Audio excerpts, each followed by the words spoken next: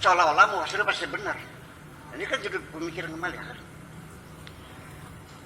Jadi artinya begini, ini Allah sendiri mengatakan, fa in tawallau, apabila mereka tetap menolak, tetap tidak menerimakan, fa innama alaikal balag, tugasmu hanya menyampaikan. Man syafal yu'min wa man syafal yakfur, mau percaya silakan, enggak, ya udah. Tugas kamu hanya menyampaikan, kamu jangan marah Muhammad. Nah, sehingga tugas Nabi hanya menyampaikan. Mau percaya silakan, tidak juga silakan. Sampai Nabi sendiri ya menyampaikan apa adanya. Nih firman Tuhan begini. Lalu Nabi tidak akan berpikir orang ini paham atau tidak. Makanya Nabi tidak pernah menafsirkan Al-Quran. Nggak ada tafsir Nabi itu. Mana? Apa kita minta tafsir Nabi? Nggak ada. Nabi itu baru menjawab ketika ditanya beberapa kata saja. Seperti istabrok itu apa? Oh, itu menanya permadani. Itu kan dari bahasa Pers biasanya. Nah, itulah sebabnya. Jadi begini, kita kembali coba waqabila li ta'arafu. Tetapi juga kita mesti ingat bahwa Allah membuat ini kan plural. Pluralisme itu kan satu realita. Allah mengendaki plural. Namanya jama'i ya, bukan singularity ya, tapi pluralis itu seperti itu. Dibuat warna kulit berbeda-beda ya, min ayat ikhtilafu alwanikum wa alsinatikum ya. Nah, sekarang kita telusuri lagi. Nabi Adam dikasih bahasa. Ya, wa alama Adam al asma-asmanya. Nabi Adam sama istrinya. Nah, sekarang ada berapa ribu bahasa di dunia. Lalu kenapa bisa jadi berbeda bahasa Cina, bahasa Korea, bahasa dari mana kalau asal bagaimana? Nah, ini kita kembali pada eksperimen yang dilakukan para ahli linguistik dipelopori oleh Ferdinand de Saussure dalam kajian fikulughah atau filologi, bahwa pergeseran bahasa itu bisa dipengaruhi oleh pergeseran iklim udara tinggi dan rendahnya di permukaan. Faktor geografis itu menentukan.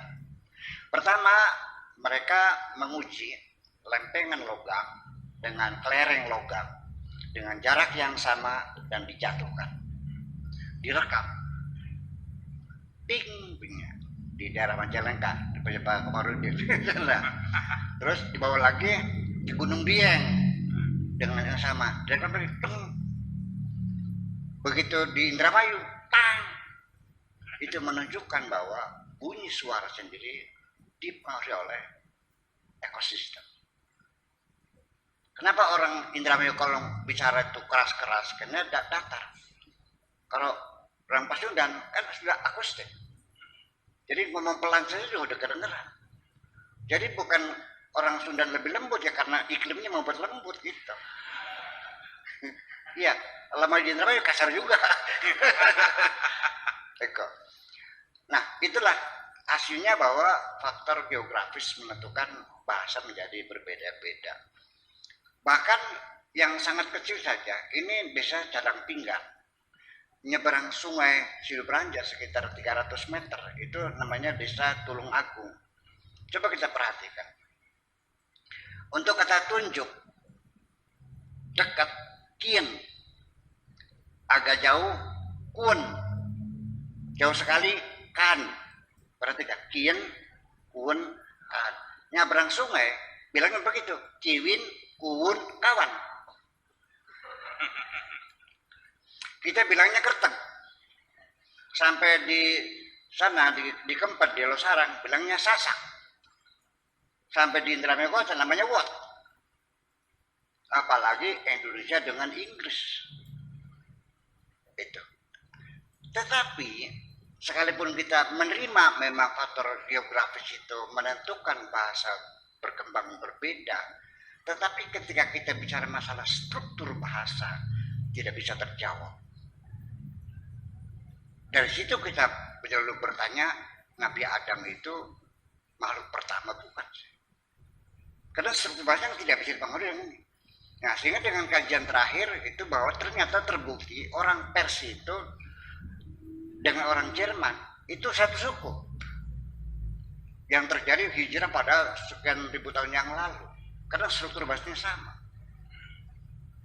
Jadi tubinya itu di akhir Muhammad Brotherman is. Kalau kita kan adalah ya. Kalau bahasa Inggris isnya di tengah. MDD. Iya, itu di belakang. Itu sekarang sudah diyakini bahwa Jerman mau Persia itu adalah satu suku tadinya. Nah, itu makanya. Nah, kemudian apa lagi yang saya katakan tadi itu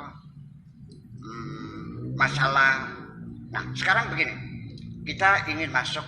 Kenapa jadi kita berbeda? Makanya ya sekarang kan kita sudah alhamdulillah lahir di zaman akhir, pengetahuan sudah lengkap, sudah banyak alatnya.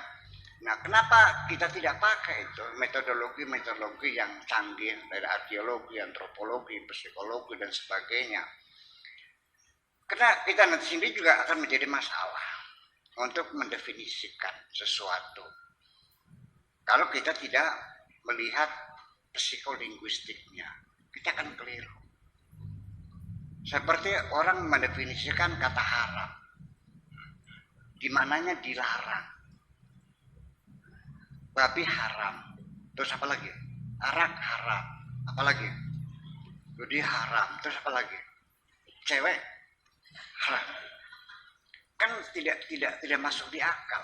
Yang Allah ini bikin alam semesta, langit, bumi dan seisinya sengaja dibuat untuk manusia. Lalu di mana dasar tidak boleh? Sejak kapan Allah melarang yang dibuat ini buat kamu, masa nggak boleh? Wa khalaqalakum ma fis samawati wa ma fil ardi. Berarti kan boleh semua. Nah, itulah. Lalu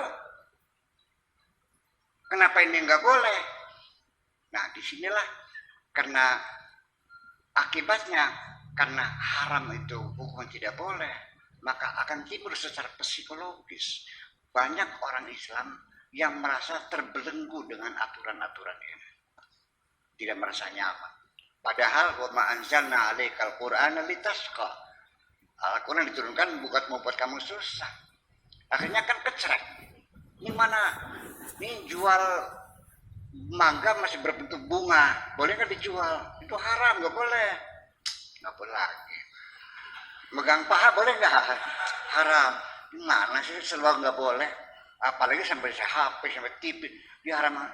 Dari mana? Kata haroma itu maknanya apa? Maknanya itu Masjidil Haram, maksudnya apa?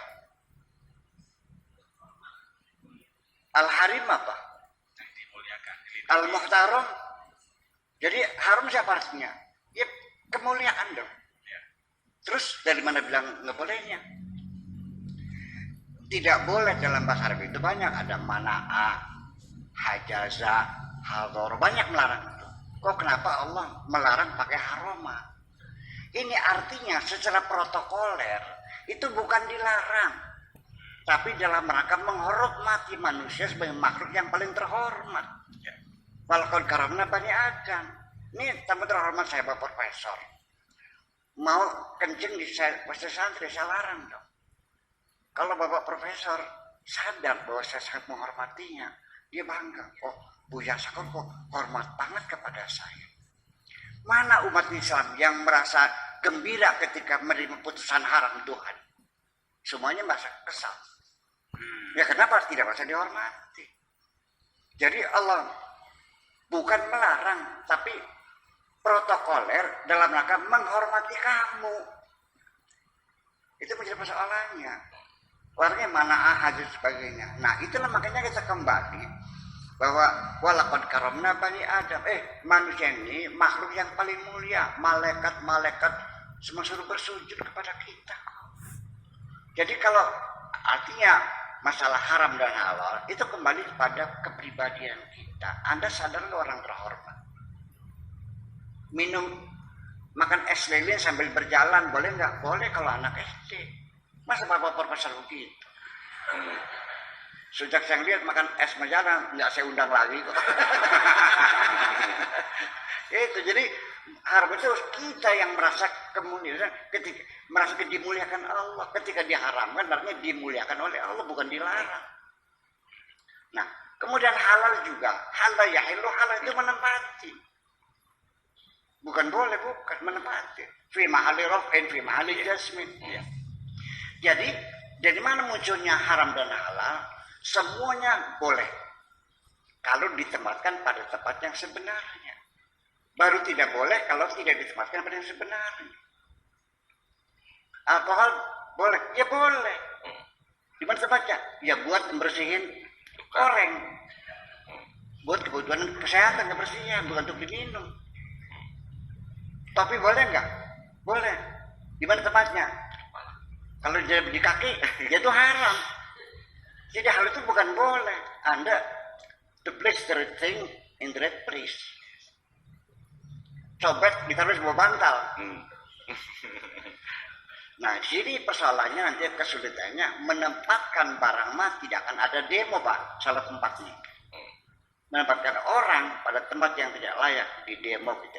Makasih gitu aja. Oke.